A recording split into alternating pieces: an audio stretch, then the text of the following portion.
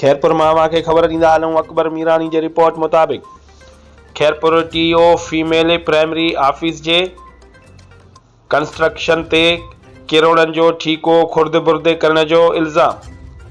TO female primary ऐं ठेकेदार TO madam Fahmida मंगी ऐं पेटे अलब जी मिली भगत 4 कमरा असेसमेंट में हुजण बावजूद एक कमरो वाधारो ऑफिस में ऐं उते मस्जिद के मदरसो बनाए छॾियो।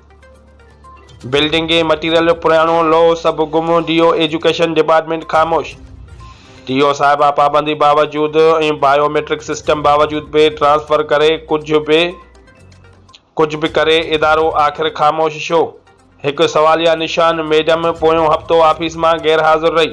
वरी एक हफ्ते की मोकल लिखण खां पोइ भी सब बिल ऐं सर्विस बुक घर वेठे सहियूं करे छो? कहिड़े कानून तहत? जॾहिं त मोकल ते वञण बैदि चार्ज कंहिं ॿिए वटि हूंदी आहे पर अफ़सोस को पुछण वारो नाहीं। बस हटीराम हवाले आ। असां वस वारनि खे गुज़ारिश था करियूं त महिरबानी करे टीओ फीमेल खिलाफ़ एक्शन खयो वञे। डायरेक्टर सखर डीओ खैरपुर के गुज़ारिश थी कजे त करप्ट टीओ खिलाफ़ एक्शन खणी उहिदे तां हटायो वञे।